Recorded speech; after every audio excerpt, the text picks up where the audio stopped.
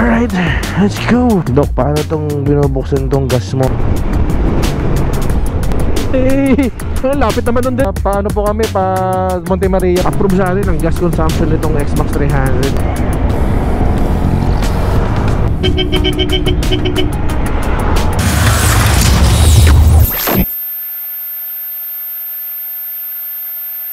Ewan ko natatandaan nyo sa Valentine special natin. Sabi ko sa inyo meron tayong gustong gamitin ng motor para ma-share ko sa inyo. And pupuntahan natin siya sa Motospot. Tayo nagpapagawa din ng motor bukod sa RRJR. So tara. Uy, yung lisensya ko. Forgot my license. Ito ang nawag nang kakalimutan guys, yung lisensya. At si Bini Gwen. Charot. Kung sino may Joanna dyan, swap nga bigyan ko maraming sticker Swap Joanna kay Bini Gwen, tapos maraming sticker. GG. Pinalitan ko na pala tong switch natin. Nasira yung switch natin guys. So bumili ako ng bagong toggle switch. So yan, gumagana na siya. Tsaka hindi na siya clickable. Dati di ako naniniwala dito sa cover na to ngayon. Bumili na ako para sureball. Kasi may kamahalan yung toggle switch. Here we are guys.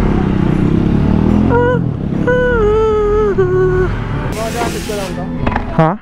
Sige lang. May 4-pot caliper na ako niyan, yung kulay black. RCB? Kaya sayaw. Ay na parehas. May ground ba? Madam, iraming ko to ha. Okay lang. Pusok na lang ako. Ito yung R1M guys, nakataas na lang eh. Di na ginagamit to? Hello, yeah. Tambak? Wawa naman to. Guys, huwi na natin tong X-Max 300. Big shoutout kay Doc for the good deal. Swap ADV sa X-Max 300 So ito gagamitin natin sa ride bukas. Huwi na natin siya ngayon. Thank you brother. Alright, let's go. Sabi nila magaan daw, ay mabigat daw tong X-Max. So yan ang kanyang TFT display. Sabi nito paglubas daw to, accept lang daw dito. Ayun. So how do we start this? Ayun So RPM pala to guys. Ang galing. So yan, big shoutout Motospot madam, tsaka kay Doc. Ay, para kang nakasakay sa jet ski malaki man. Uy, grabe, lakas din ng power So we are sitting on a X-Max 300 guys. So nakakatuwa siya guys, is parang ang laki niya. Sobrang laki niya guys. Nakakatuwa siyang sakyan. Yung parang ang layo mo sa ground. Tapos pwede kang mamili kung anong orientation ng paa mo. Pwedeng nakaganito, pwede rin nakaganyan. Na komportable ka. Nakakatuwa naman tong X-Max guys. Bukas na lang natin to i-impression ride pagka papunta tayo ng Batangas, para sulit na sulit yung ating review dito. Impression ride and review, diba? I think this is a 2022 X-Max 300 or 2023 if I'm not mistaken. Ang price point ito nasa, grabe lakas ito nasa 300,000 ata, 250,000 to 80,000 mark. So ang height ko guys is 5'8", and medyo tiptoe tayo guys kasi ang lapad ng upuan niya. Ayun yung upuan, ayun yung paa ko. Ayun, ganyan siya. Hindi naman super tiptoe na ganun. Nakakatapak pa naman tayo sa lupa. Medyo nakakatakot lang isingit-singit guys pag hindi ka pa sanay. Siyempre first time natin itong mag-ride ng ganito. Medyo nakakailang pa siyang isingit-singit kasi nga ang lapad niya. Pero buti na lang, sanay naman tayo sa hyper. Sa hyper kasi nakakailang naman doon, mataas. Pero manipis kasi yun. Pero dito kasi ang lapad. Pura tayo sa VRC pag guys, sigutan natin yung bike. Tignan natin ano yung mga kinabit na ng Motospot dito. For sure loaded to. Ang ganda ng busina rin ito yun. Diba? Ma-appreciate mo talaga yung lakas ng 300cc sa mga overtaken Ito literal guys, kahit hindi mo na siya upgrade yung panggilid, pasok-pasok na, kayang-kaya na niya. Siguro ang laki ng mga parts nito, lahat yung mga panggilid doon, lalaki ng mga bell nito, para natin nakikita. Nakakita na ako sa internet, naka-check ko na, pero sa personal hindi pa natin nako-compare. Pero for sure technically napakalaki ng mga parts nito compare sa mga 160s. Oh, sarap. Lakas ang preno niya. Stock preno ba to? Parang stock preno to. Lakas in fairness. Tsaka nakakatuwa naman ang passing niya guys pag ganito. Wala dito, nandito. Angas. So mapapansin nyo guys, wala pa siyang tunog kasi wala pa siyang exhaust. Naka-stock pa kasi to. Grabe, sarap Woo.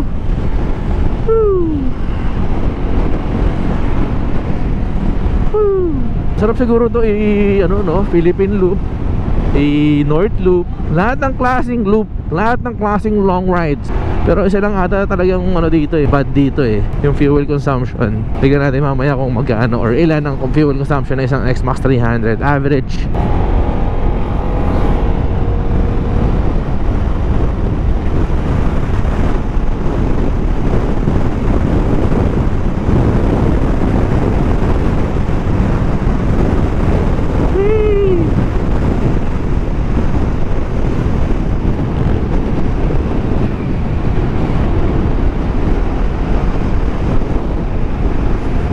Ganda ng suspension nito. Ano pa suspension nito? Silipin nga natin. Pag tinitignan ko yung mga ibang scooter, ang liliit nila tignan. Tabi tayo dito sa Gedli guys. Tayo sa tahimik lang.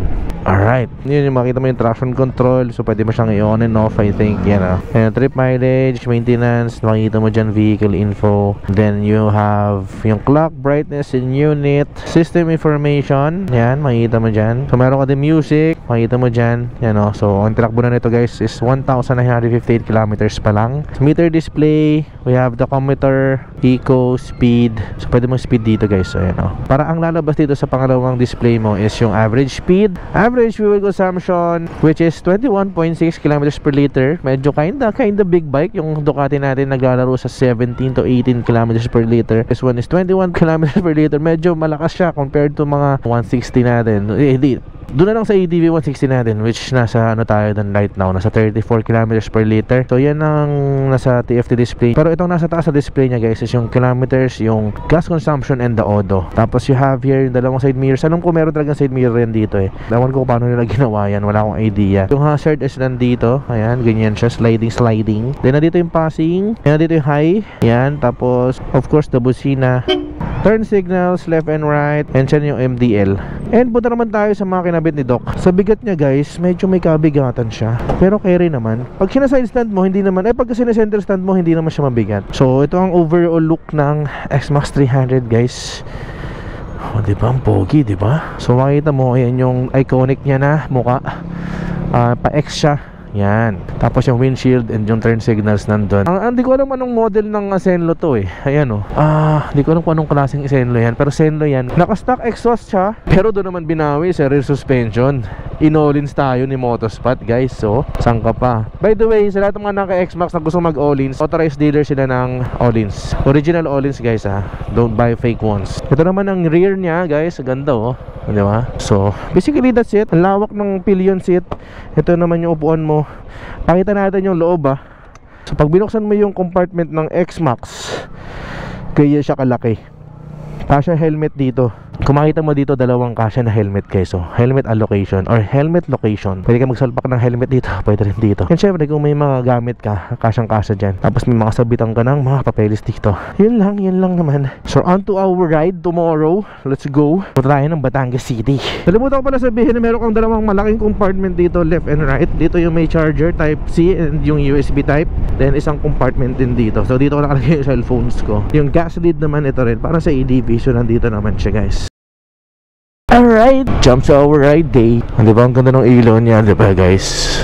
Zenlo. Hindi yung malapad, yung palapad, hindi yung box or yung round. Kasi ito yung malapad na Zenlo guys. Meet up namin sa may Petron, Muntinlupa. Kung tayo pupunta ngayon. Paano to? Dok, paano tong binubuksan tong gas mo? Ayun, tayo na. Natanga pa. 450 pesos. Tingnan natin sa naabutin. Time check guys is 5:30 AM on a Friday. Pare. Ha? Layo pa. Layo mo pare. Minsan lang? Ano pare? Lata mo muna bago tumiretso dito. Alright, it's ride today. Ito yung gamit natin ngayon, XMAX 300 di Doc Motospot. Big shoutout Tony, na happy kaka-birthday lang. Happy birthday brother. Thank you. iPhone 16. Hindi, nagpalit lang ako. Nakadi ngayong ride lang. Sige pa. Hanap yung ADV natin. Alright guys, let's go. Time check guys is 5:47. You know. Let's go guys. Ayun, bumagay din yung motor ni Nino. Mag-adventure. Yun na, sige, magkamuti ka agad. Ito hassle pag getong oras na malabas. Labasan na ng mga chismosa to eh. Medyo naiiwan lang tayo guys ng konti kasi medyo nakakailang yung lapad ng XMAX. Hindi pa tayo sanay. Kung magkakagalita siguro ako, kailangan sanayin ng sarili. Ay na po, okay na helmet oh, ARPA-12. Pag kaya talaga, pagka mapaldo-paldo tayo, ayun ha. Pogi oh. Guys, tingnan natin yung turning radius ng XMAX. So ito yung sagad niya. Ayun, so kaya naman niyang magsingit-singit guys, ayan oh. Alright, happy 2,000 kilometers Doc.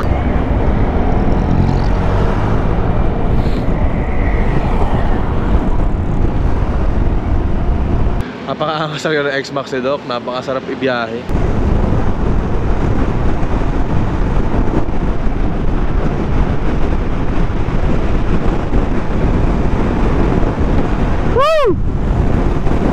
Easy 110, easy 112 man.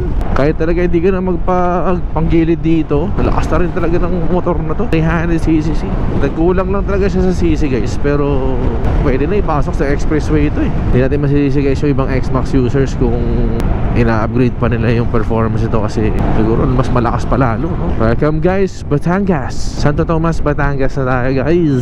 Kami ng ating X-Max 300. So simula na nagpagas tayo sa Manila, nasa Batangas na tayo, wala pa nababawasan ng kanyang bars guys. Pero ang average fuel consumption pa rin natin is nasa 21.7. Yung mga ganun singitan, kaya natin. Kaya men. Hair ko yun sir, hair ko.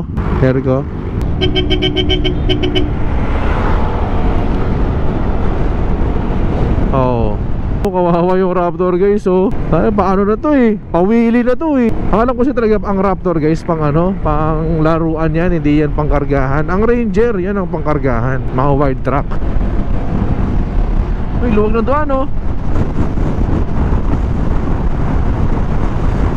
Tatawid! Oy, may U-turn na, may U-turn. So ngayon guys, pupuntahan natin si Marv's TV. Time check guys is 8:40. Nasa may bandang lipa na tayo and hindi pa rin napabawasan yung gas natin. Sobrang nai-impress ako dito sa X-Max kasi sa tagal ng biyahe natin, hindi ako nakakaramdam ng pagod guys. Tsaka sa mga bawat overtake natin, yung power niya sobrang enough lang. Hindi siya yung nakakatakot na torque, hindi rin siya yung nakaka-beaten. Solid X-Max. Welcome to Lipa City guys. Ay, laki! Lipa City, Marv's TV. Alright guys, iba na tayo. Kani tayo sa Marv's Helmet and Apparel. Marv's TV guys, makakasama natin. Pogi ni Marv's oh.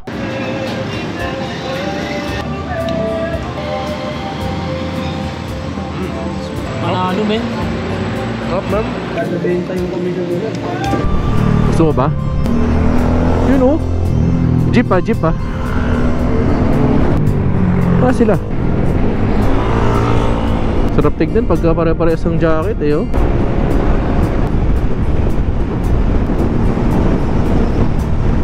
Barangay Adia, first time natin dito guys. Shoutout sa mga taga Adia. Ganda ng daan oh. Oh, lakas ng click si 160.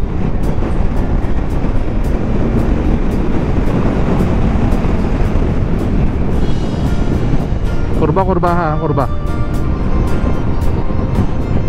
Kampanya, namimigay naman yan 500 yan oh. Ay! Ingat ha, baka may mga aso ha.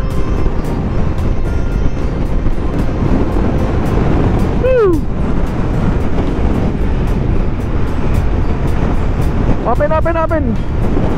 May scooter ha. Sarap. X-Max. Up. Kurba. Buhangin. Up, lubak. Uy, wala sa NMAX. Ay, sa X-Max guys. So, NMAX ako na NMAX. Ganda dito ah. Nature.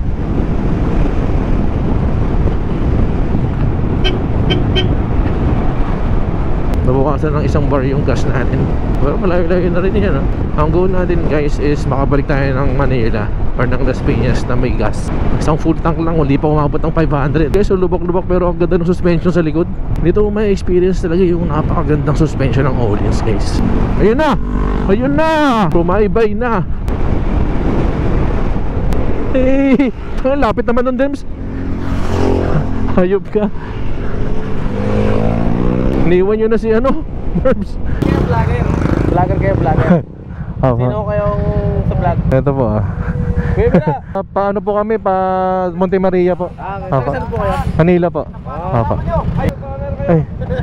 So, sir, yung naka B-Storm sir. Sir, ito po yun sir oh. Ayaw gamitin yung card.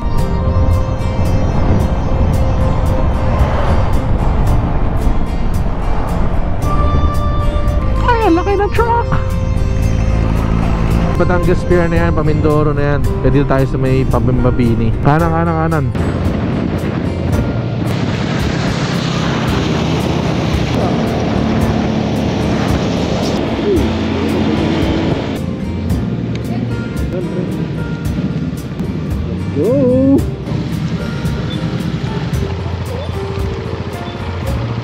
guys. Tara guys, beach tayo. Alright guys, nakapag-dagat na kami. Solid ang trip eh, no? Quickie dagat. Sarap na itong motor na to. Shoutout sa community ng XMAX 300. Kung wala na tayong priority this year, ito kukunin ko eh. Mga next year siguro pwede tayo kumuha ng ganito. Tsaka malay mo, lumabas na yung ADV 350, di ba? Matuloy yung plano ko. And pabalik na tayo ng Manila pero magtatagay tayo muna kami. Ayan, Team Panda, Dodi, Rodi. Go Hodophile team. Ang verdict natin dito sa XMAX 300, napakasarap niyang gamitin guys sa long ride. Yung buong biyahe natin, wala tayong naramdamang pagod. All throughout the biyahe, para lang tayo nakaupo sa isang malaking sofa na umaandar, na may throttle. Isa sa mga gusto ko dito sa XMAX 300 guys is paano nila ginawang simple itong mga ride infos or itong mga nasa display.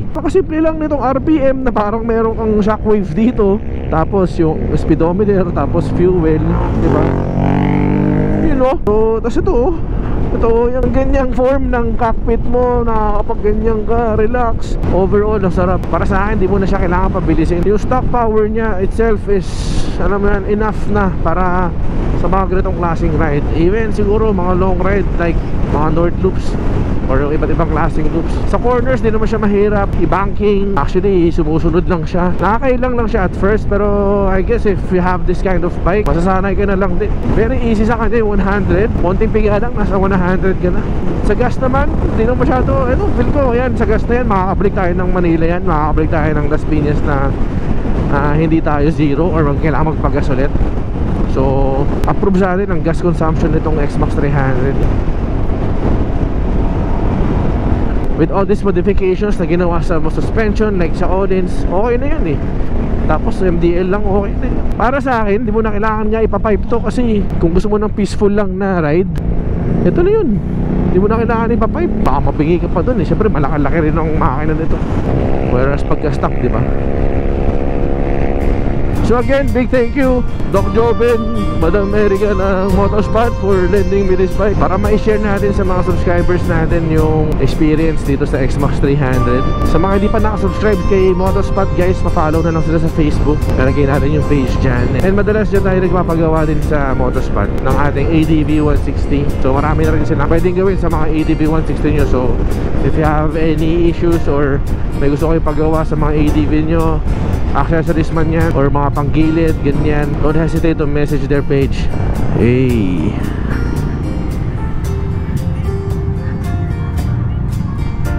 and kung nagustuhan nyo yung video natin about this XMAX 300, hit the like button and subscribe na rin sa channel natin kung gusto nyo pa makakita ng mga ganitong klaseng content. And kung umabot ka sa part ng video na to, maraming salamat dahil natapos mo tong video natin. Maraming salamat sa mga nakasama natin today. Sila Donnie, Dodi, Richard, Ninong, Rodi, Marv's TV. Kaya hanggang dito na lang kami. Kita-kits tayo sa next video. Peace out and babush. On side,